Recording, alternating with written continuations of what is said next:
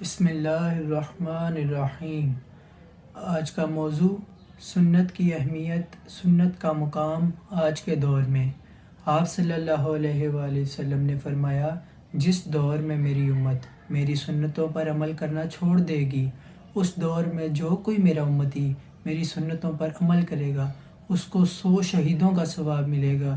ذرا غور کیا جائے، ایک بندہ جب جان کا نذرانہ پیش کرتا ہے تب وہ شہادت کے رتبے پر جا کر فائز ہوتا ہے، اور یہاں ایک عمل سے دوری ہے 100 شہیدوں کا ثواب پانے کے لیے۔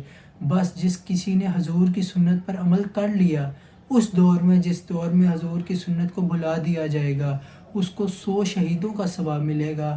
آج وہی دور ہے۔ قرآن سنت کے مقام کے بارے میں کیا کہتا ہے؟ قرآن کیا کہتا ہے؟ اللہ تعالیٰ فرماتے ہیں کہ اے میرے نبی کہہ دیجئے، اگر یہ اللہ سے محبت کرتے ہیں، اللہ کا قرب چاہتے ہیں، تو آپ کی اطاعت کریں، آپ کی فرما برداری کریں، آپ کی پیروی کریں، تب ہی یہ اللہ کی بارگاہ میں مقبول ہو سکتے ہیں۔ اللہ نے ہمیں یہ اصول دیا کہ اگر میری بارگاہ تک آنا چاہتے ہو تو حضور کا دامن پکڑ لو۔ اب بھی اگر کوئی حضور صلی اللہ علیہ وآلہ وسلم کی سنتوں کی اہمیت نہیں سمجھتا تو شاعر کیا کہتا ہے؟ محمد کا در چھوڑ کر جانے والو، ہوا نہ گزارا تو پھر کیا کرو گے؟ ہمیں کیا چلو تم خدا ہی کو مانو، خدا اگر نہ مانا تو پھر کیا کرو گے؟